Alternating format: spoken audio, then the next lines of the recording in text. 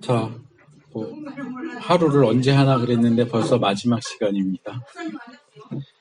자, 진도가 빨리 나가지 못해서 이제 8강 할 차례인데 8, 9, 10, 11, 12 5개를 이제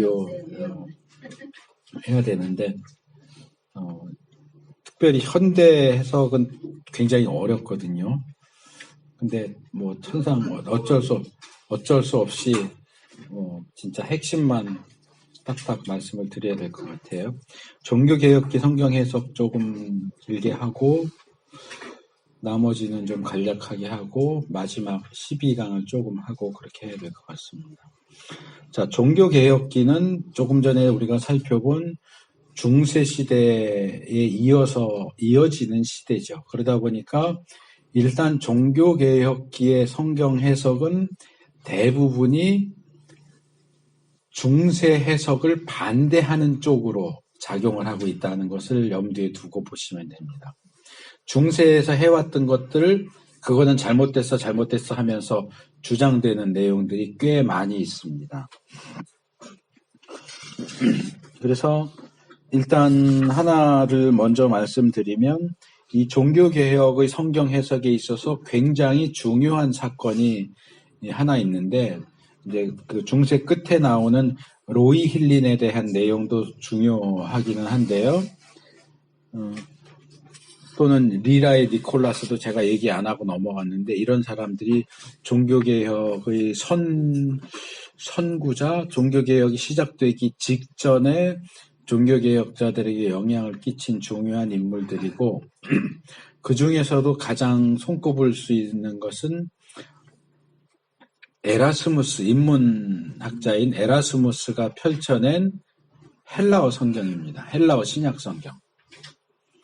그러니까 이 중세 말기로 넘어오면은요, 원어에 대한 관심이 높아집니다. 아까 제가 어거스틴 얘기하면서 어거스틴이 원어를 몰랐다고 그랬잖아요. 그러니까 이 시대대로 넘어오면 원어를 모르는 사람이 어떻게 성경을 해석해?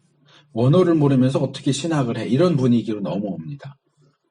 그러면서 아주 급격하게 이 에라스무스에 의해서 이제 물론 돈 벌기 위한 출판사의 전략이었지만 에라스무스에게 위탁을 해서 헬라어 신약 성경을 발간하게 됩니다.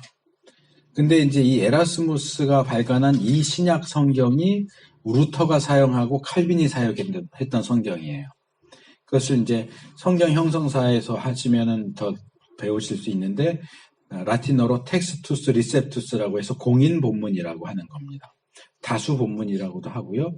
그 당시에 구하기 쉬운 가장 많이 존재했던 본문인데 사실 이게 질적으로는 좀 떨어져요. 사본적으로는.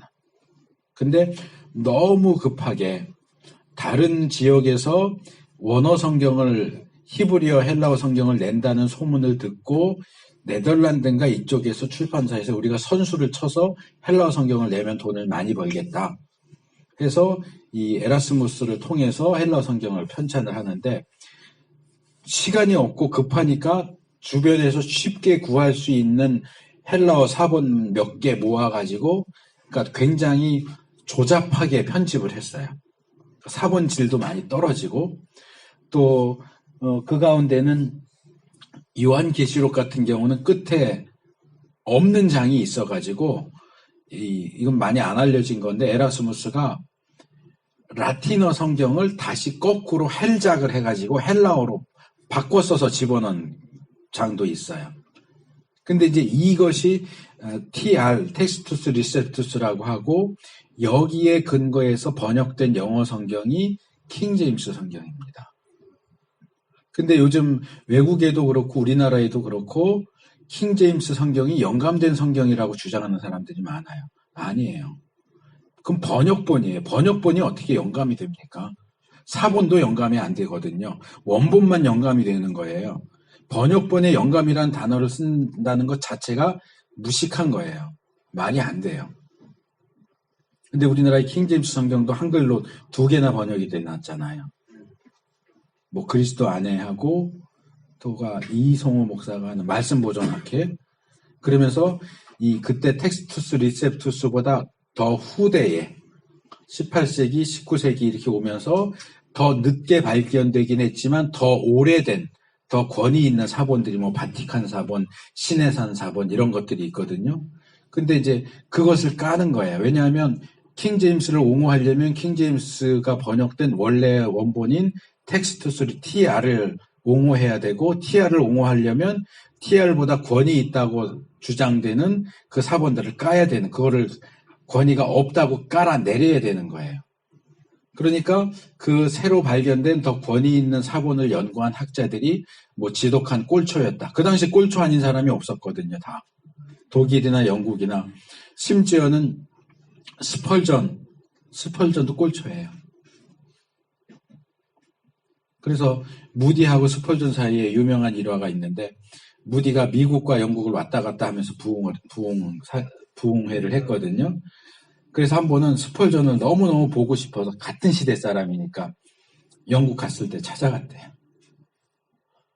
근데 스펄전이 담배를 피우면서 나오는 거예요. 그러니까 미국 사람인 무디가 볼 때는, 아니 어떻게 주혜종이 담배를 펴? 말도 안 되는 얘기. 그래서 안색이 변해서 어떻게 그럴 수 있느냐 그랬더니 스펄전이 그랬대요. 무디 앞으로 딱 오더니 손가락으로 무디 배를 쿡 찔르더니 어떻게 그리스도인이 뚱뚱할 수 있느냐 그러더래요.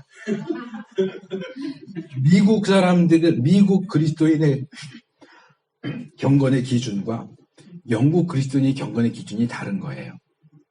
그러니까 우리는 미국 교회의 영향을 많이 받아서 주초 문제, 제일 신경 쓰는 게 주초 문제예요.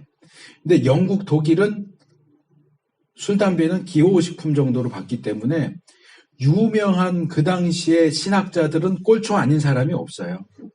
우리가 다 그 꼴초들 힘입어서 지금 이 성경을 보고 있는 거거든요. 근데 이 말씀 보존학회나 이 킹 제임스를 주장하는 사람들은 그걸 공격하는 거예요. 그럼 꼴초들이 연구한 걸 어떻게 받아들일 수 있느냐는 거예요. 그럼 스펄전은 어떻게 받아들여요? 그런 얘기는 또 안 해요. 쏙 빼고 안 해요. 담배 피는 거하고 상관이 없어요. 담배 피워도 된다는 얘기를 하는 건 아니에요. 그게 좋은 건 아니죠.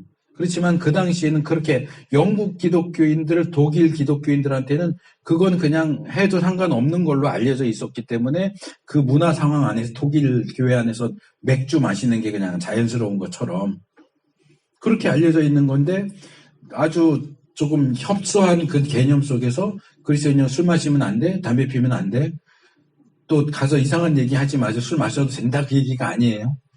술 마셔도 되고 담배 펴도 상관없다, 그 얘기를 하는 게 아니에요. 그게 진리의 기준이 아니고, 그게 천국 가느냐 마느냐를 결정하는 기준이 아니라는 거예요. 우리는 너무 지역적인 것에 묶여 있어요. 그러면서 그런 꼴초들이 연구한 거를 어떻게 우리가 받아들일 수 있느냐. TR이 진짜 권위 있는 것이고, TR을 번역한 킹제임스 성경이 영감된 성경, 말도 안 되는. 좀 제가 심하게 표현하면 완전히 개소리예요. 말도 안 돼요. 미국의 D.A. 카슨이라는 신약학자가 그 부분에 대해서 반박하는 책자를, 얇은 책자를 쓴 게 있어요. 킹제임스 성경이 정말 영감된 성경인가 하는 거예요. 그게 말도 안 된다는.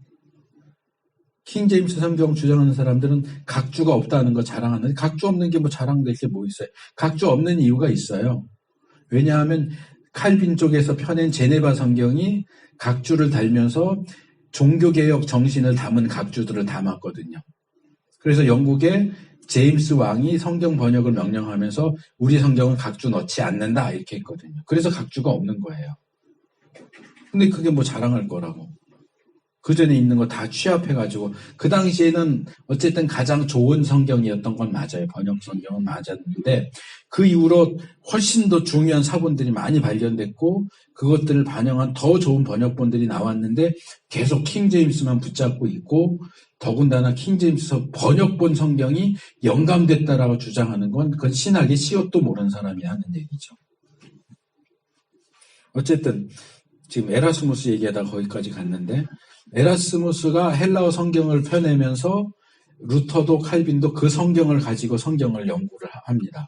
그들이 본 성경이 에라스무스 판 헬라어 신약 성경입니다.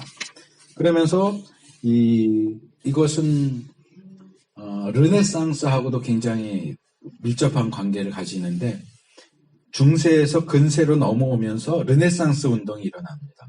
그거보다 몇백 년 뒤에 계몽주의도 일어나죠.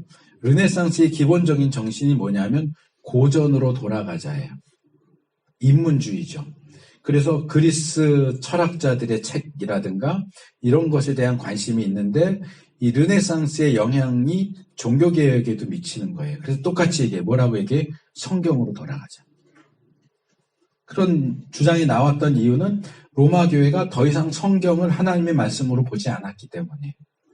로마 교회가 성경은 하나님의 말씀이다라고 인정을 합니다. 왜 성경이 하나님의 말씀이라고 인정하느냐? 로마 교회가 그 책을 성경이라고 하나님 말씀이라고 인정했기 때문에. 로마 교황이 이 성경은 하나님의 말씀이다라고 선언했기 때문에 하나님 말씀이에요. 그게 하나님 말씀이기 때문에 하나님 말씀인 게 아니에요. 로마 교회의 교리에 따르면 언제라도 교황이 이건 하나님 말씀이 아니야 그러면 성경이 하나님 말씀이 아니게 될 수 있어요. 그러니까 성경 위에 로마 교회가 있고 그 위에 로마 교황이 있는 거예요. 근데 종교개혁의 정신에 의하면 성경 위에는 아무것도 있을 수가 없어요. 그러니까 성경 위에 교회가 있는 거 거부, 성경 위에 교황이 있는 거 거부, 성경 위에 교리가 있는 거 거부, 성경 위에 신학이 있는 것도 거부. 이게 기본적으로 종교개혁기 해석학의 핵심적인 내용입니다. 루터도 원래 신부였죠. 근데 이제 시편 강의, 교수가 돼서 시편 강의하고 이러면서 이 복음에 대한 깨달음. 루터는, 자세하게는 모르겠지만 죽음에 대한 공포를 경험하면서 신부가 됐습니다.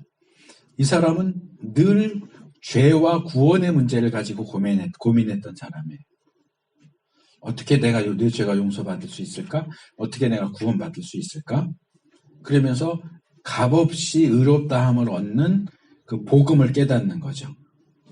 그러다 보니까 이 사람의 기본 사상에는 뭐가 있는가 하면 율법과 복음이 항상 대립해요. 그의 루터파의 성경 해석에는 항상 율법과 복음의 대립이 나타납니다.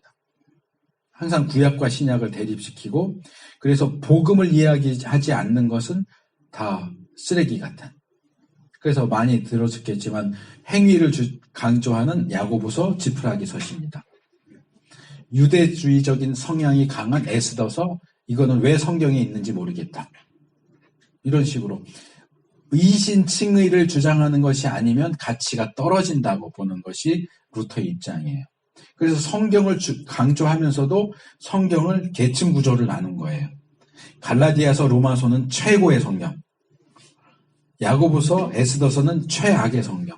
이거 빼고는 싶은데 빼지는 못했어요. 그래서 대신 뒤에 따로 부록처럼 집어넣습니다. 루터가 번역한 성경을 보면. 우리처럼 순서가 같지가 않아요. 가치가 없는 성경은 뒤로 뺐어요. 따로.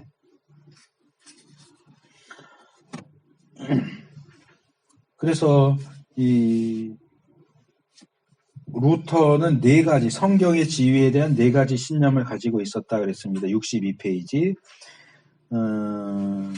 성경이 교회의 으뜸이자 최종적인 권위를 가지고 있다. 제가 다 말씀드린 거예요. 성경 위에 아무것도 올라가면 안 된다는 거죠. 공의회, 교부들 이런 것들이 성경 위에 올라갈 수 없다. 성경의 한 구절 혹은 한 문단은 단 하나의 뜻만 가지고 있다. 이거 아까 말씀드렸죠. 여러 개의 뜻을 갖고 있다고 그랬잖아요. 중세에는. 그것에 대한 반대인 거예요. 또 교회와 교황이 교리가 성경 위에 올라가 있는 것에 대해서 반대하고 여러 개의 뜻을 갖고 있다는 걸 반대하면서 하나의 뜻만 갖고 있다. 모든 기독교인은 성경 구절 해석에 관하여 개인적으로 판단을 내릴 권리가 있다. 성경의 개인적 해석. 로마 카톨릭은 성경 개인적으로 해석할 수 없어요. 로마 교황, 지금도 그런지 모르겠는데 전 세계의 모든 카톨릭 교회는 주일날 미사 때 설교가 똑같대요. 위에서 내려와요. 무슨 내용을 설교할 건지가. 그러니까 개신교회는 목사들이 자기가 본문 정하고 자기가 설교 준비하잖아요. 카톨릭은 그렇지 않아요. 근데 이게 옛날 얘기고 지금은 안 그런지 어떤지는 모르겠어요. 우리나라처럼 더군다나 개신교세가 센 나라들은 좀 그런 자율권을 주는 것 같아요. 중세 시대에는 일반 성도들이 성경책 읽는 거 금지됐어요. 금서 목록 1호가 성경이에요. 왜? 무식한 백성들이 성경을 읽으면 이게 무슨 뜻인가를 생각할 수밖에 없고, 제가 첫 시간에 말한 것처럼 그거는 결국 성경을 해석하는 행위거든요. 근데 배움이 없는 무식한 백성이 성경을 잘못 해석할 수 있기 때문에 성경을 읽으면 안 되는 거예요. 하나님의 거룩한 말씀을 어디 잘못 해석한다는 건 있을 수도 없는 일이야. 그렇다 보니까 백성들이 일반적으로 사용하는 언어, 영어, 독일어, 다른 언어로 성경 번역하는 것도 금지. 라틴어로만 봐야 돼. 그래서 영어로 번역한 위클리프라든지 틴데일 같은 사람들이, 위클리프 같은 경우는 죽은 지 200년인가 지나서 무덤을 팠어요. 무덤 파갖고 곤장 때리고 불태워서 뼈를 강에 뿌렸어요. 성경 번역하지 말라고 그랬어요. 번역했다고.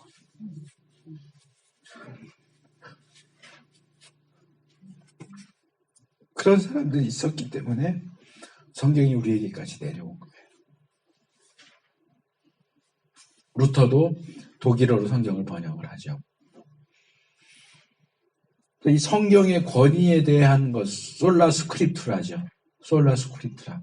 이것은 성경, 종교개혁 시대의 성경 해석에 있어서 이거는 절대로 놓을 수 없는 가장 중요한 기준이 됩니다.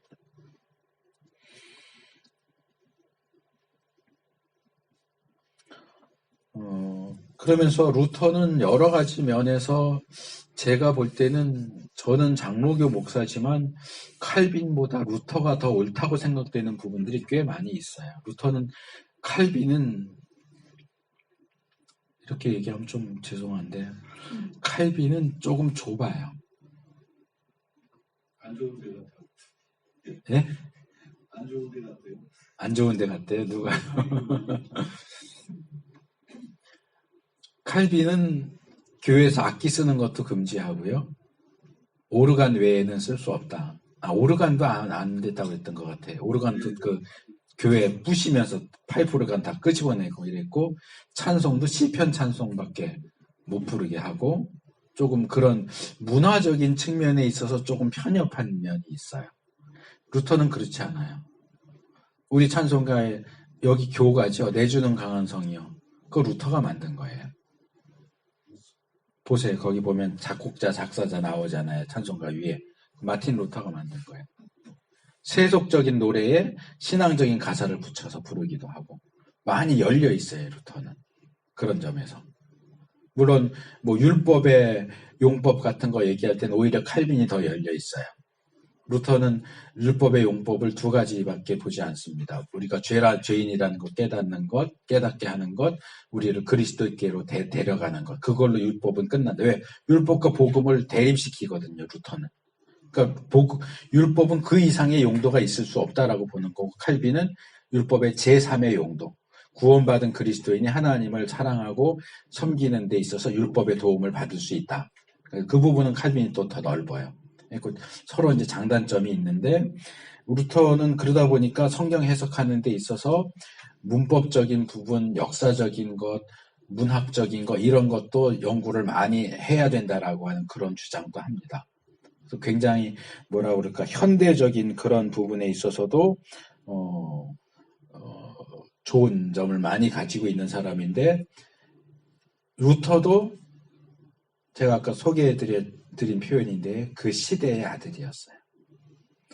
아까 제가 바울이 랍비 교육을 받았기 때문에 랍비 영향이 많이 나타난다고 그랬죠.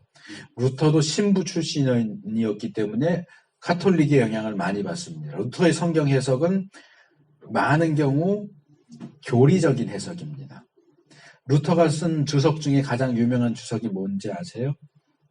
갈라디아서 주석입니다. 갈라디아서 주석인데, 사실 루터의 갈라디아서 주석은 우리가 알고 있는 의미의 갈라디아서 주석이 아니에요. 루터는 갈라디아서를 주석하면서 로마 가톨릭을 공격합니다. 정말 갈라디아 교회가 어떤 교회였는가 이런 거 관심이 없어요. 다 교리적으로 본문을 해석하고 자기의 종교개혁의 주장을 내세우고 로마 가톨릭을 공격하고 비판하고 하는데, 이 갈라디아 주석을 썼습니다. 그리고 아까 말한 것처럼 이신칭의를 강조하다 보니까 성경을 계층으로 나눴다고 그랬죠. 그러면서 주관적으로 성경의 가치를 주관적으로 판단하는 길을 열어놔요. 그러니까 나는 이신칭의가 제일 중요하다고 생각해. 그러니까 이신칭의를 기준으로 해서 자 성경들 다 헤쳐 모여 다시 줄 다시 서. 이쪽은 1등 갈라디아서 로마서, 여긴 꼴등 야고보서 에스더서 이런 식으로. 그 이후에 우리 신학이라고 하는 게 보통 이렇게 얘기를 하거든요. 독일에서 시작돼서 뭔가 새로운 내용은 다 독일에서 시작돼요. 독일에서 시작돼서 영국으로 넘어가서 완숙해지고 미국으로 넘어가서 썩어요. 새로운 사상이 독일에 시작돼서 영국으로 넘어가면 아주 무르익고요. 그게 이제 미국으로 넘어가면 부패해버려요. 우리는 그 부패한 미국 걸 주워다 먹었어요. 근데 독일이 그럴 수밖에 없는 게 제가 볼 때는 루터의 영향이에요. 마틴 루터의 그 기본적인 입장이 루돌프 불트만에게도 그대로 나타나고요. 칼 바르트에게도 그대로 나타나고요. 본 회퍼에게도 나타나고요. 독일의 유명한 신학자들 중에 독일은 루터파잖아요. 다. 독일의 유명한 신학자들 대부분이 루터의 영향 아래에 있어요. 그러니까 루터 자신에게는 이건 그렇게 심각한 문제는 아니야 할 수 있는 부분들인데 이게 극단화되는 거예요. 극단화되면서 이상한 방향으로 나아가요. 그게 현대 해석학에 있어서도 상당히 큰 영향력을 미칩니다. 그리고 루터는 주관주의적인 해석 쪽을 향해서도 문을 열어놨어요. 이거 루터 자신의 주장은 굉장히 중요하고 받아들일 만한 부분이거든요. 거기 63페이지 밑에서 셋째 단. 루터는 신앙과 성령의 조명이 성경 해석자의 필수 전제 조건이라고 믿었다. 맞죠? 우리가 성경을 해석하는데 머리만 갖고 할 게 아니고 성령님의 도우심을 받아서 해야죠. 그건 맞죠. 근데 또 뭐라고 해요? 루터는 교회가 성경이 가르치는 말을 결정해서도 안 되고 성경이 교회가 가르치는 말을 결정해야 한다. 이것도 역시 오케이. 또 성경 해석하는 데 있어서 역사적 상황, 문법과 본문의 문맥을 고려해야 된다. 이것도 오케이. 이런 거 굉장히 잘 얘기하고 있는 부분인데 그리고 풍유적 해석 절대 반대. 알레고리는 완전히 쓰레기다. 칼빈도 마찬가지고 그것은. 근데 어떤 얘기를 하는가 하면 하나님의 말씀을 우리가 읽는데 하나님께서 그 말씀을 통해서 우리 마음에 직접 말씀해 주셔야 그것이 살아있는 말씀이 된다 이렇게 얘기합니다. 그 말 자체만 가지고는 문제 삼을 수가 없는데 이게 후대로 넘어오면 문제가 돼요. 여러분 조직신학 서론을 배우면 성경관에서 뭐 얘기합니까? 우리 정통 신학에서는 성경과 하나님의 말씀의 관계를 뭐라고 표현합니까? 성경은 하나님의 말씀이다. 칼 바르트는 뭐라고 얘기합니까? 자유주의 신학은 이렇게 얘기합니다. 성경에는 하나님 말씀도 있다. 사람의 말도 있고. 자유주의는 그렇게 하고요. 칼 바르트 신정통주의는 뭐라 그럽니까? 성경은 하나님의 말씀이 된다. 이 루터하고 같은 얘기를 하는 거예요. 우리가 성경을 읽는데 읽어도 아무렇지도 않아. 밋밋해. 그럼 그건 하나님 말씀이 아닌 거예요. 그게 나한테 와서 쿵 부딪히고 말씀하셔야 비로소 하나님의 말씀이 되는 거예요. 근데 우리는 그걸 인정하지 않아요. 나한테 와서 쿵 부딪히지 않아도 그건 하나님의 말씀인 거예요. 그래서 우리는 말씀이다라고 말하죠. 칼바르트는 말씀이 된다고 그래요. 그럼 말씀이 되기 전에는 뭔데? 그냥 글이에요. 그냥 책이에요. 근데 이 뿌리가 거슬러 올라가면 누구한테 있느냐면 루터한테 있단 말이에요. 루터가 처음 주장한 건 그런 건 아니에요, 사실은. 우리가 말씀을 읽으면서 그 와 닿아야잖아요. 우리한테. 그게. 하나님이 기록된 말씀을 통해서 우리에게 말씀하시기를 원하잖아요. 그래야 되잖아요. 근데 이게 시간이 흘러가면서 나빠지는 거예요. 점점. 루터 독일권에 있는 신학자들은 다 그런 루터의 영향 아래에 있어요. 그래서 객관적인 부분도 물론 강조하지. 객관적인 것으로서는 이신칭의를 얘기하지만 주관적으로 그 말씀이 나에게 와 닿는 이런 부분도 역시 또 열어놓기 때문에 어떤 사람들은 이 루터가 이렇게 이야기하는 것을 상당히 비판적으로 이야기합니다. 그래서 64페이지 제일 밑에 단 보시면 이러한 주관적 요소는 루터가 어떤 책을 성경의 중심 위치에 두며 다른 책은 거부하는 등의 선택에서만이 아니라 동시에 루터의 전체적인 성서 해석의 이론에서도 볼 수 있다. 말씀을 이해하기 위하여 체험이 필요하다. 단지 반복하거나 알 수 있기 위해서만이 아니라 생활하며 느끼기 위해서다. 우리들은 신앙의 인도하심으로 얻은 체험으로서 언어학을 넘어서서 성서의 영적 해석에 도달한다. 루터 자신의 말만 보면 크게 문제가 되지 않아요. 근데 이게 실마리가 된다는 거죠. 이게 후대로 넘어가면서 이상한 쪽으로 흘러가는 시발점이 되기 때문에 이 부분은 이제 비판하는 사람들도 있다고 하는 거죠. 그래서 제일 밑에도 우리는 성서의 말씀을 그 핵심에서 이해하며 마음으로 느껴야 한다. 이런 주관적인 부분들을 자꾸 이야기하기 때문에 이 부분이 이제 루터가 비판받는 부분입니다. 칼빈, 성경 해석 부분에 있어서는 제가 아까 문화적인 부분에서는 칼빈이 좀 좁다, 루터가 더 넓다 그랬는데 성경 해석 부분에 있어서는 루터는 칼빈을 따라갈 수가 없어요. 아까 갈라디아서 주석도 얘기했지만 루터는 성서 신학자라기보다는 투사예요. 이 사람은 싸움꾼이에요. 로마 카톨릭과의 싸움. 그러다 보니까 그들의 방식으로 신학과 교리를 가지고 주로 싸우는 사람이고 성경 본문을 가지고 씨름하는 사람은 아니었어요. 근데 칼빈은 성경 본문을 가지고 씨름하는 사람이에요. 성경 해석의 왕자. 성경 그 몸도 아프고 일도 많은 가운데서도 정말 굉장히 많은 설교와 주석과 이런 것들을 써낸 사람이죠. 그래서 기본적으로 성경을 대하는 입장은 칼빈도 루터하고 비슷합니다. 알레고리 해석 반대하고 성경이 최고의 권위라고 하는 거, 교회가 성경의 의미를 교리나 이런 것 가지고 결정하면 안 된다는 거, 교회가 성경 해석을 독점하면 안 된다는 거. 이거 아까 제가 얘기하려고 해도 까먹었는데 성경 해석을 개인적 성경 해석의 권리를 루터가 주장하고 칼빈도 주장했거든요. 근데 여기에 따라가야 되는 게 있어요. 이거 우리가 많이 오해하는데요. 루터가 얘기한 것 중에 또 하나 유명한 게 있죠. 만인 제사장설 있죠. 루터가 모두가 목사나 구두수성공이나 다 똑같은 하나님의 종이다. 하나님 보실 땐 똑같다. 맞아요. 그렇게 얘기했어요. 근데 이게 굉장히 많이 오해되고 있어요. 그래서 오늘날 교회 안에서도 평신도들이 뭐라 그러냐면 루터를 읽어본 적도 없는 사람이 어디서 주워 듣고서는 목사나 나나 뭐가 달라 똑같지. 아니요. 루터는 그렇게 말한 적이 없어요. 목사라는 직책의 우위는 없다라고 얘기합니다.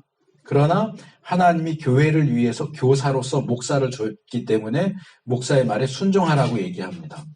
너나 나나 똑같은데 왜 가르치려고 들어? 그거는 루터가 얘기하는 게 아니에요. 루터가 얘기하는 만인 제사장 하나만 알고 어디 가서 뻘짓하는 거예요. 루터는 그런 거 지지한 적이 없어요. 마찬가지로 성경의 개인적 해석의 권리에는 뭐가 따라 붙느냐 하면 성경을 올바르게 해석해야 되는 책임이 따라 붙어요. 누구든지 아무든지 성경 읽고 개인적으로 해석할 권리가 있다며 난 내 맘대로 볼 거야. 아니요. 내 맘대로 볼 거라고 하는 사람은 성경을 개인적으로 해석할 권리가 없는 겁니다. 성경을 올바르게 해석할 책임을 지는 사람만이 개인적으로 성경을 해석할 권리를 가지고 있는 거예요. 이 두 개가 짝을 이뤄서 같이 가는 건데 자기들한테 유리한 한 가지 반쪽짜리만 붙잡고 매달리는 거예요. 만인제사장설도 그거 하나만 붙잡고 목사는 나나 뭐가 다른데 가르치려고 그러지 마 이런다고요. 아니요. 성경도 개인이 읽고 해석하는 거 가능합니다. 그러나 거기엔 항상 성경을 성경적으로 올바르게 해석해야 하는 책임이 항상 따라 붙어야 돼요. 두 가지가 같이 이야기가 돼야 돼요. 이런 부분에서는 칼빈이 루터하고 특별히 다른 점이 없습니다. 그러나 칼빈은 또 성경 해석에 있어서 성령의 중요성을 강조하는 것도 비슷합니다. 근데 칼빈은 복음과 율법을 대립시키지 않습니다. 훨씬 더 그 부분에서는 훨씬 더 폭넓은 태도를 취합니다. 그래서 또 칼빈이 주장한 것 중에 하나가 성경이 성경을 해석한다. 종교개혁기에 해석하기에 있어서 굉장히 중요합니다. 이쪽 성경에 대해서 이해하기 어려운 것은 다른 성경이 그것을 풀어주고 있다. 다른 부분. 이건 힐렐의 법칙에도 나오는 내용인데요. 그렇게 해서 루터와 칼빈이 종교개혁기에 안디옥 학파가 얘기하는 문자적인 해석과 성경의 우위성을 강조하는 그런 해석학을 주창을 했고, 이제 사도들에게 속사도가 있었던 것처럼 루터와 칼빈 바로 밑에 나오는 사람들이 있습니다. 뭐 베자라든가 이런 사람들이 이제 종교개혁 이후 시대를 이제 떠맡게 되는데, 이제 이게 종교개혁 이후에 이제 해석학인데요. 이때는 또 아까 제가 중세 성경 해석학에서 스콜라 신학을 얘기했잖아요. 이제 개신교 스콜라 신학이 나옵니다. 그러니까 루터와 칼빈의 후계자들이 루터의 사상과 칼빈의 사상을 정리하다 보니까 이게 다시 스콜라적으로 가는 거예요. 그러면서 다시 중세로 돌아가는 쪽으로 교리를 중심하는. 근데 중세는 교부들의 가르침을 기본으로 삼았던 것처럼 종교개혁 이후는 루터와 칼빈의 가르침을 기본으로 삼아서 그걸 교리로 삼아서 가르칩니다. 그래서 다시 돌아가는 거예요. 그러다 보니까 거기에 반발하면서 나오는 게 뭐냐면 경건주의입니다. 성경을 교리적으로만 사용하는 건 옳지 않다. 우리가 삶 속에서 순종하고 적용하는 것이 필요하다 해서 나오는 것이 독일의 경건주의 운동, 영국의 존 웨슬리의 감리교 운동, 미국의 조나단 에드워드의 1차 대각성 운동, 이런 것들이 다 경건주의 운동의 그 범주 안에 들어갑니다. 그래서 이것은 실질적인 측면, 말씀을 머리로만 이해하고 교리로만 이해하는 것이 아니라 우리의 실제 삶 속에서 말씀이 무엇을 요구하는가에 우리가 관심을 기울일 필요가 있다 하는 것이 이 경건주의 운동입니다. 근데 이 경건주의 운동에서 합리주의와 자의주의로 넘어갑니다. 왜냐하면 경건주의는 이제 여기서 잘 보시면 이 역사의 추가 이쪽 끝과 저쪽 끝으로 왔다 갔다 해요.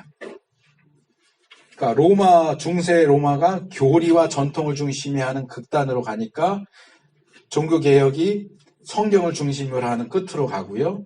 종교개혁 후계자들이 다시 루터와 칼빈을 교리로 만들어서 다시 교리를 주장한, 교리와 종교개혁의 전통을 중요시하는 끝으로 가고요. 이걸 다시 경건주의가 반대쪽 끝으로 교리를 가급적이면 무시하고 생활을 강조하는 쪽으로 가고요. 이렇게 하다 보니까 여기에 대한 반발로 이 경건주의 운동에서 나온 게 슐라이에르마허라든지 이런 그 당시에 낭만주의 철학사조와 연결해서 종교는 감정이다. 이게 이제 또 완전히 더 나가는 거죠, 거기서. 이런 주장, 또 이성을 중시하는 합리주의, 또 계몽주의, 이런 사상이 나오면서 인간 이성을 강조합니다. 중세교회 그리고 종교개혁기 때만 해도 하나님의 말씀이 이렇게 말했어, 교회가 이렇게 말했어, 그러면 아멘 하고 받았어요. 근데 이 계몽주의 이후로는 아멘을 안 하는 거예요. 우리 교회가 그렇게 말하긴 했는데 그게 맞아? 진짜야? 성경이 그렇게 말했다고 하는데 내가 볼 땐 아닌 것 같은데? 옳고 그름을 판단하는 기준이 과거에는 성경이었고 또 교회였고 교리였는데 이 계몽주의 이후에는 옳고 그름을 판단하는 기준이 인간의 이성이 되어버렸어요. 중세시대의 성경 위에 교리와 교회가 올라갔던 것처럼 계몽주의 시대 이후로는 성경 위에 인간 이성이 올라갑니다. 그래서 인간이 그 위로 올라가면서 나오게 되는 게 역사비평이에요. 이 부분 제가 지금 짧게 여기 내용을 보면 길게 나와 있는데 지금 벌써 10강으로 넘어간 거예요. 정신이 하나도 없죠. 그래서 모든 것을 인간의 이성으로 판단해요. 그러니까 합리가 뭐예요? 이 리가 이성할 때 그거거든요. 그 이성에 합하느냐. 이성에 합하는 것만을 옳다고 여기는 게 합리주의예요. 이성주의죠. 그러니까 성경이 이렇게 말했는데 우리 인간의 이성이 그게 맞아? 창세기 3장에 보니까 뱀이 말을 했다고 그러는데 뱀이 말을 한 게 가능해? 그럼 말이 안 되잖아. 그러니까 이거는 진짜가 아니고 가짜야. 만들어낸 이야기야. 죽은 사람이 어떻게 살아나? 처녀가 어떻게 애를 낳아? 이게 다 합리주의예요. 그러면서 그동안 믿음으로 받았던 모든 내용들을 인간의 논리와 과학과 이성을 기준으로 해서 다 잘라내는 거예요. 이게 역사비평이에요. 그러니까 역사비평은 왜 역사비평이라고 하느냐 하면 성경을 읽을 때 성경을 보지 않고 역사를 봐요. 중세교회는 성경을 읽을 때 성경을 안 보고 교리를 봤어요.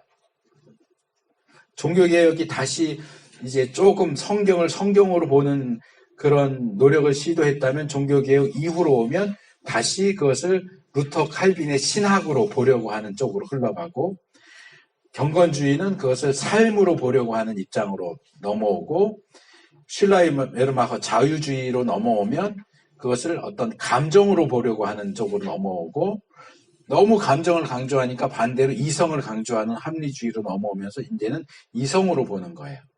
그러면서 이번엔 역사로 보는 거예요. 성경이 이렇게 얘기했는데 이게 역사적으로 맞아?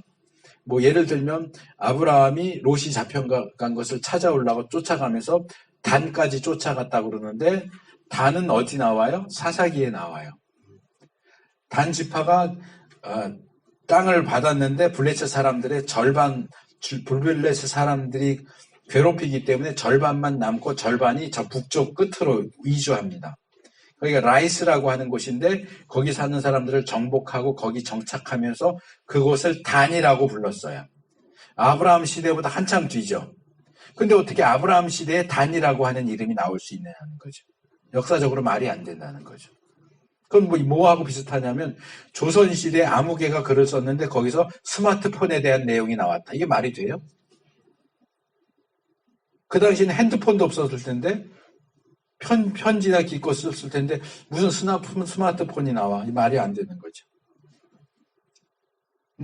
아브라함이 이삭의 신부감을 구하기 위해서 종을 보냈는데 종이 낙타를 10마리를 데리고 갔다. 그런데 아브라함이 살던 시대는 사람들이 낙타를 길들여서 사육한 적이 없어. 고고학적으로 볼 때. 그러니까 이건 말도 안 돼. 이렇게 되는 거예요. 모든 것을 역사를 기준으로 해서 이게 역사적으로 맞아? 이 본문 뒤에 있는 내용이 역사적으로 맞아? 거기에 모든 관심을 쏟아. 이게 이 성경 해석 역사에 있어서 400년을 지배했어요. 그래서 구약으로 말하면 JDP 문서설, 문서비평. 그 다음에 자료비평. 자료비평이 문서비평이다. 그 다음에 편집비평, 양식비평, 편집비평, 전승사비평 이런 게 다 역사비평 속에 들어가요. 이걸 지금 제가 다 자세하게 말씀을 드릴 수는 없는데 결국 성경이 하나님의 말씀이 아니고 인간이 짜집기 해놓은 책이다. 인간의 책이라는 걸 강조하는 입장이에요. 그러다 보니까 인간이 만들어낸 부분들을 자꾸 잘라내자는 거예요. 그게 이제 구약학에서는 JDP 나오고 신약학에서는 루돌프 불트만의 비신화와가 거기서 나오는 거예요. 신정통주의, 칼 바르트 이렇게 연결되죠. 그러면서 역사 비평이 기본적인 성경을 해석하는 데 있어서 기본적인 어떤 위치를 차지하게 됩니다. 그리고 이제 루돌프 불트만이나 칼 바르트의 신정통주의라고 하는 것은 철학적으로 실존주의 사상을 바탕으로 합니다. 실존주의 사상은 경건주의나 또는 아주 초기 고대의 해석하고 비슷한 측면을 가지는데, 제가 유대인의 해석, 고대 해석을 얘기할 때 고대인들은 이 본문이 무슨 뜻이지 하는 것엔 관심이 없고 이게 나한테 무슨 의미가 있어 에 관심을 가졌다고 그랬죠. 실존주의가 그거예요. 이게 나한테 무슨 의미가 있어? 아까 칼 바르트의 성경론을 얘기했잖아요. 나에게 쾅 부딪혀야 그게 하나님의 말씀이 되는 거예요. 그전엔 하나님의 말씀이 아니에요. 그러니까 말씀을 해석하는 데 있어서도 그게 우리한테 쾅 와서 부딪히고 실존적으로 나한테 와서 부딪혀야 그게 하나님의 말씀이 되는 거고, 그때서야 비로소 해석이 가능해진다고 보는 거예요. 그러니까 객관적인 의미에서의 절대적인 하나님의 말씀이라는 건 없다. 실존적으로 와 닿는 것이어야 하나님의 말씀이다. 근데 이제 루돌프 불트만이 비신화화를, 그거는 하셨다니까 설명 안 하고 넘어갈게요. 비신화를 주창하는데, 루돌프 불트만도 루터의 영향력 아래에 있어요. 그래서 뭘 주장하느냐 하면, 믿음을 강조하잖아요, 루터가. 그러니까 불트만도 믿음을 강조해요. 어떻게 강조하냐면 이렇게 강조하는 거예요. 2000년 전에 예수님이 부활했다. 근데 우리 인간의 이성과 과학으로는 죽은 사람이 다시 살아나는 거는 있을 수 없는 일이에요. 그러니까 부활했는지 안 했는지 우리가 어떻게 알아? 근데 중요한 건 초대 교인들이 예수님이 부활했다고 믿은 거야. 우리도 예수님이 부활했다고 믿었어. 그러니까 그러면 됐어. 부활이 사실이 아니어도 상관이 없어. 우리가 믿는 게 중요한 거지. 이게 불트만의 입장이에요. 그래서 다른 것들도 그렇지만 특별히 부활에 대한 불트만의 입장이 그의 제자들에게 의해서 심하게 비판을 받습니다. 바울이 고린도전서 15장에서 얘기하는 게 뭐예요? 부활이 없으면 우리 신앙 다 헛거예요. 우리는 허구 위에 우리의 신앙을 쌓고 있는 거예요. 부활이 없다면. 근데 불트만은 그런 루터의 영향 속에서 믿음을 최고로 얘기하다 보니까 그게 사실이 아니어도 우리가 믿으면 돼 라고 주장을 하는 거고요. 그의 후계자들이 그건 너무 심했다 하면서 주창하고 나온 게 신해석학이라고 하는 입장이에요. 신해석학도 실존주의에 기초하고 있고요. 특별히 신해석학은 예수님의 비유를 해석하는 데 있어서 굉장히 탁월합니다. 적용적인 측면이 굉장히 탁월해요. 그냥 이 비유가 무슨 의미다 이런 것을 넘어서서 이것이 우리 삶 속에서 무엇을 의미하고 무엇을 요구하는지 이런 것들을 이 신해석학에서 비유 해석을 다루는 걸 보면 정말 우리가 배울 점들이 굉장히 많아요.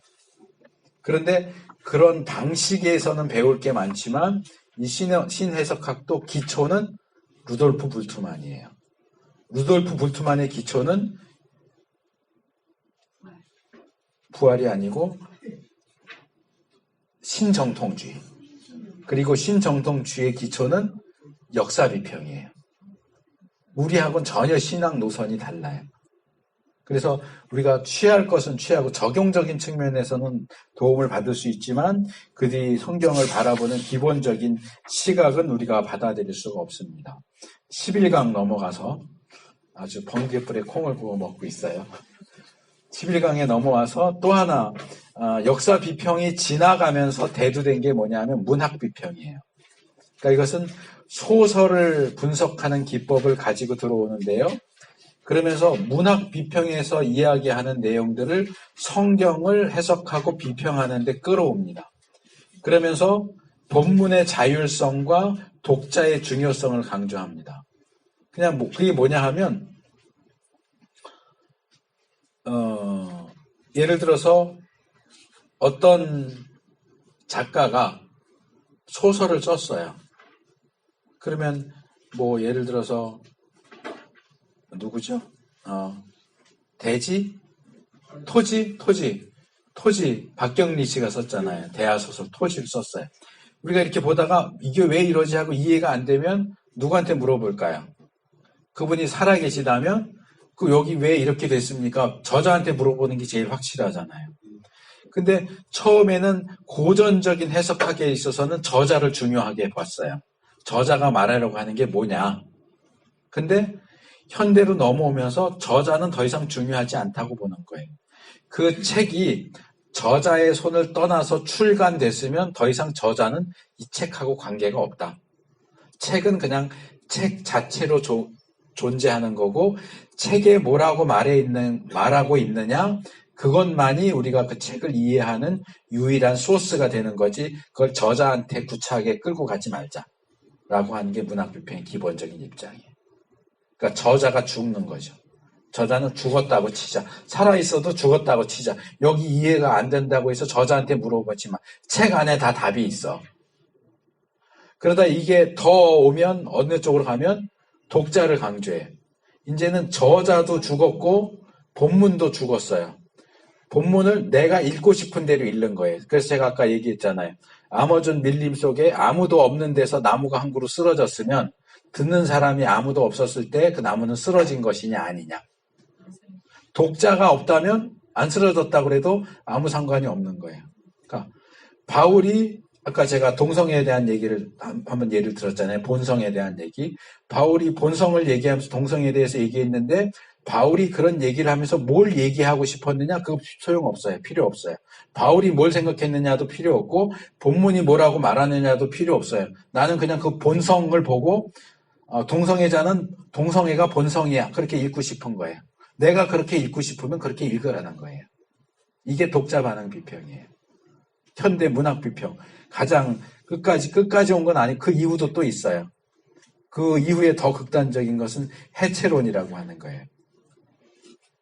해체론이라고 하는 것은 아주 극단적인 건데요. 글쓰기를 놀이로 보는 거예요.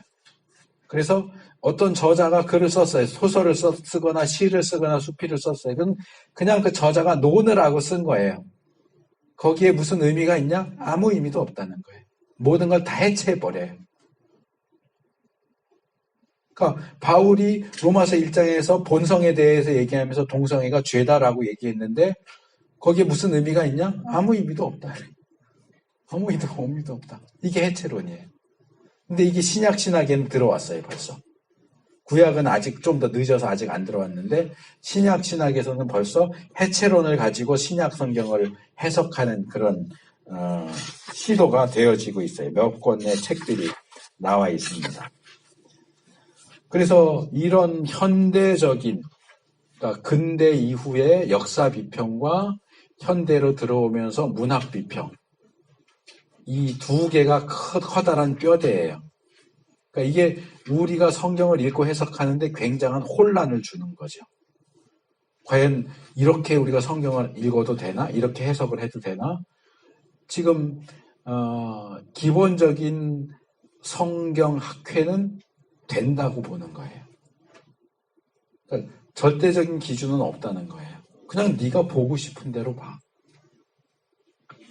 그런 상황 속에서 우리가 복음을 전하는데 말씀을 설교하고 가르치는데 이건 이런 뜻입니다 라고 말하면 안 된다는 거죠.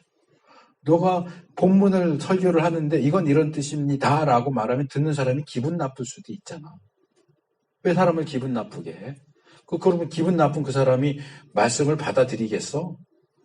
이런 거예요. 더 이상 설교가 하나님의 말씀의 선포가 아니에요. 성경 해석도 성경이 말하는 대로 의미를 끄집어낼 수가 없게 돼버렸어요. 그런 상황에서 우리가 어떻게 성경을 올바르게 해석할 것인가? 그래서 제가 이 마지막 12강에서 누가 성경을 해석할 수 있는가 워치만리의 책에 나오는 내용 3가지를 소개했습니다. 영적인 사람이어야 한다. 간단하게 말하면 거듭난 그리스도인이어야 한다.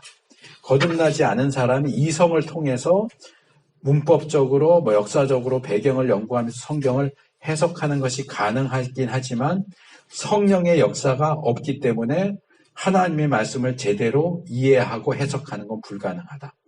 성경은 거듭난 그리스도인만이 제대로 해석할 수 있고 성숙한 그리스도인일수록 더 잘 해석할 수 있다. 두 번째, 헌신된 사람이어야 한다. 이건 바꿔 말하면 순종하고자 하는 자가 성경을 바르게 이해할 수 있다. 지식을 쌓기 위해서 성경 해석하는 사람 성경 제대로 해석할 수 없습니다. 순종하고자 하는 사람만이 성경을 제대로 해석할 수 있습니다. 셋째로 실천적인 사람. 여기 실천적인 사람은 이 워치만 이 책을 번역한 분이 이렇게 번역을 했기 때문에 제가 그냥 갖다 썼지만 이 의미를 보면 실천적이다라는 의미는 아니고요. 거기 어떤 습관을 얘기하는 거예요. 세 가지를 습관을 얘기해요. 첫째, 주관적이지 않아야 한다. 93페이지 밑에서 둘째 단, 괄호 1번이죠. 주관적이지 않아야 된다 하는 얘기는 뭐냐면 고집이 세면 안 된다는 거예요. 성경 읽고 나는 이렇게 믿어. 누군가 더 전문가, 아까도 그 얘기 잠깐 나왔었잖아요. 원어 설교하는데 엉터리다. 그거 틀렸다. 그러면 그거 전문적인 능력을 가진 사람이 이건 잘못하고 있네라고 말하면 내가 여지까지 옳다고 믿었어도 잘못했다면 이건 잘못됐나 보다 해야 되는데 절대로 그걸 받아들이지 않아요. 내가 옳다고 믿기 때문에 잘못됐다는 걸 얘기해도 끝까지 옳다고 믿어. 이게 주관적인 사람이 여기서 말하는. 열려있지 않아요. 닫혀있어요. 자기가 원하는 것만 보고 자기가 믿고자 하는 것만 봐요. 이런 사람은 말씀을 제대로 해석할 수가 없어요. 열려있어야 돼요. 두 번째가 부주의하지 말아야 돼요. 성경을 자세하게 꼼꼼하게 봐야 됩니다. 대충 읽으면 안 됩니다. 이 경우에는 성격이 꼼꼼한 사람이 유리하겠죠. 정말 성경에 주의를 기울여서 잘 보는. 셋째로 호기심으로 대하지 마라. 이것도 계속 반복되는 건데 지식 쌓기 위해서 성경 보고 읽고 하고 지식 팔아먹고 먹고 살려고 그렇게 하면 안 돼요. 그 다음에 성경 언어에 대한 이해도 중요합니다. 원어는 굉장히 중요합니다만 원어의 중요성을 축소시키지 마라. 그러니까 뭐 번역 성경도 좋은 거 많은데 뭐 꼭 원어를 자꾸 얘기해. 꼭 우리가 원어를 알아야 돼. 아니요. 아까도 말씀드렸지만 모든 성경에 대한 논쟁은 원어를 가지고 하는 겁니다. 번역본 갖고 하지 않습니다. 원어 알아야 됩니다. 자세한 내용은 내용을 읽으시고요. 그러나 반대로 원어의 중요성을 지나치게 강조하지도 말아라. 그래서 아까 유대인의 해석법 중에는 이 알파벳의 모양까지도 의미가 있다고 보는 그런 입장도 있다고 그랬는데 한국교회 안에도 그런 입장이 있어요. 지금 알파벳 히브리어 가리키면서 거기에 자꾸 의미를 부여해요. 알파벳 자체의 의미를 부여해요. 제가 늘 강조하고 비판하는 건데요.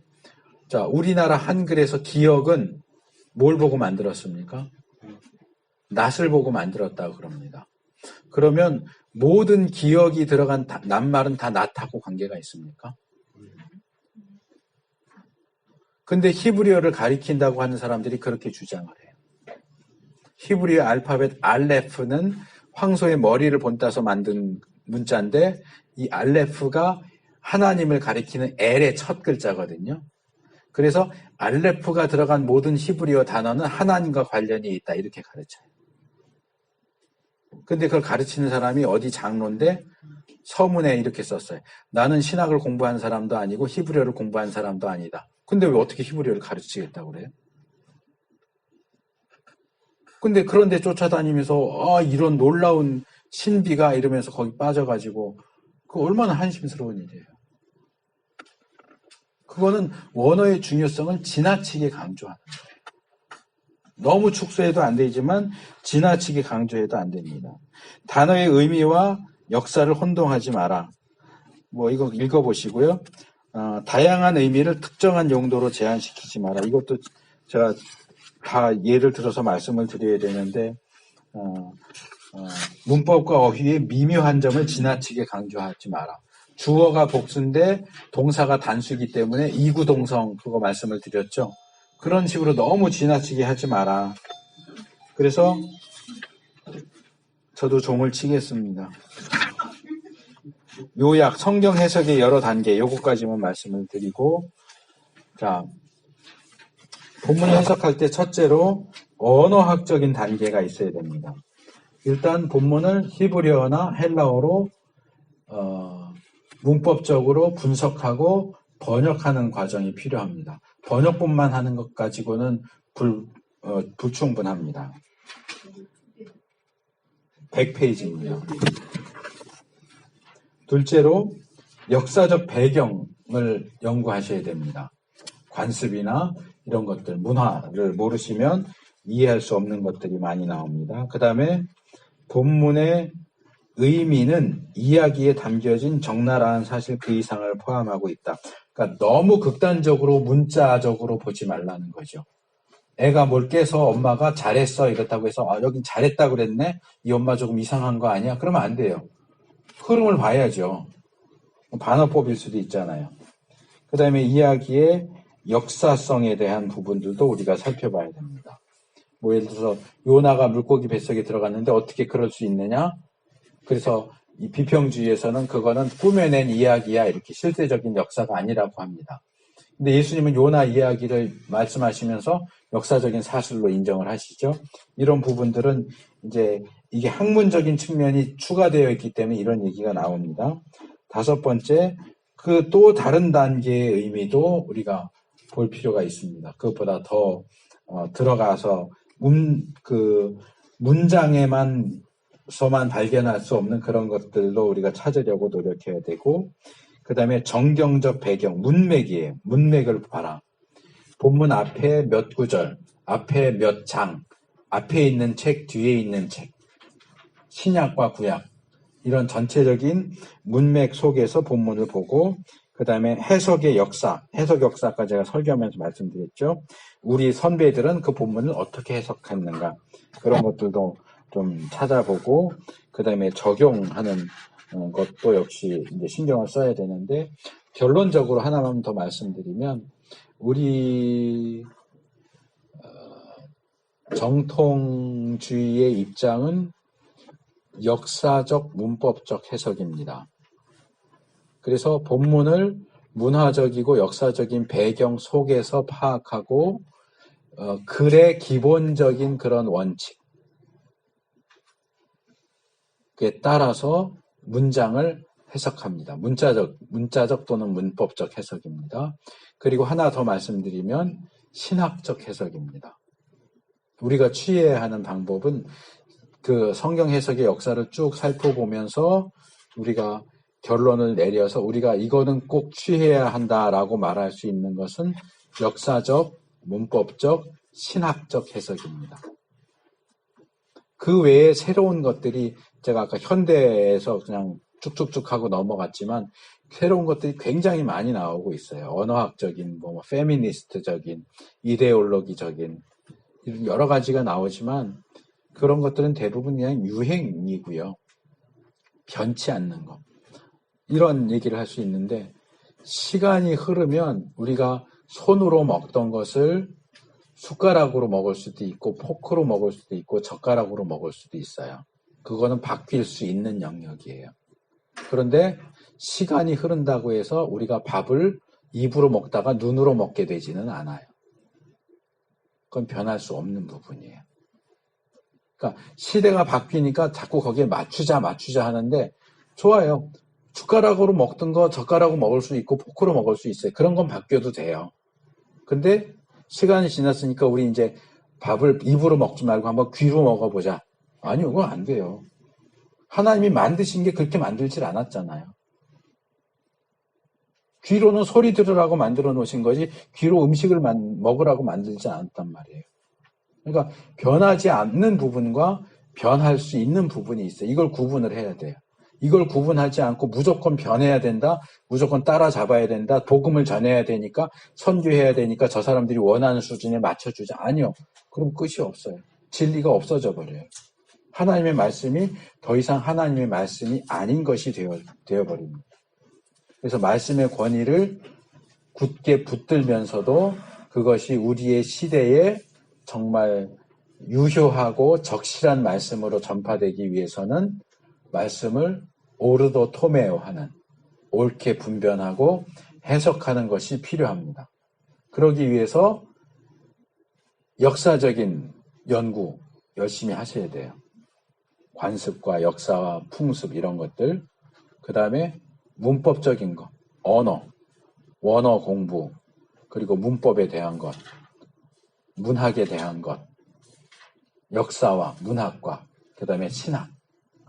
그러니까 교리적인 해석은 문제가 있지만 우리가 성경 본문을 해석하는데 교리와 무관하게 해석하면 안 돼요. 교회가 오랜 전통을 흘러서 성경의 가르침을 성경적으로 정리해 놓은 그것과 위배되는 방식으로 아무리 새로운 게 좋다고 해도 전혀 말도 안 되는 그런 주장을 하면서 이거 새로운 건 아덴 사람들이 그러잖아요. 새 것이 아니면 거들떠보지를 않아요. 그래서 지금 신학계에도 자꾸 새 것들이 나오고 있는데 그것이 숟가락 젓가락 수준이냐, 입으로 먹을 걸 코로 먹자고 하고 귀로 먹자고 그러는 수준이냐, 이걸 구분을 해야 된단 말이에요. 그래서 가장 확고하게 붙잡아야 되는 건 역사적, 문법적, 신학적 해석이다 하는 것을 이 역사의 전체 흐름에서 보게 됩니다. 자, 여기까지 해서 전체 강의를 마치도록 하겠습니다. 지금 말씀하신 언어에 대한 이해가 역사적, 문법적, 신학적 해석을 해야 된다는 말씀이신가요? 아니요. 언어에 대한 이해는 문법적 해석에 들어가는 겁니다. 예.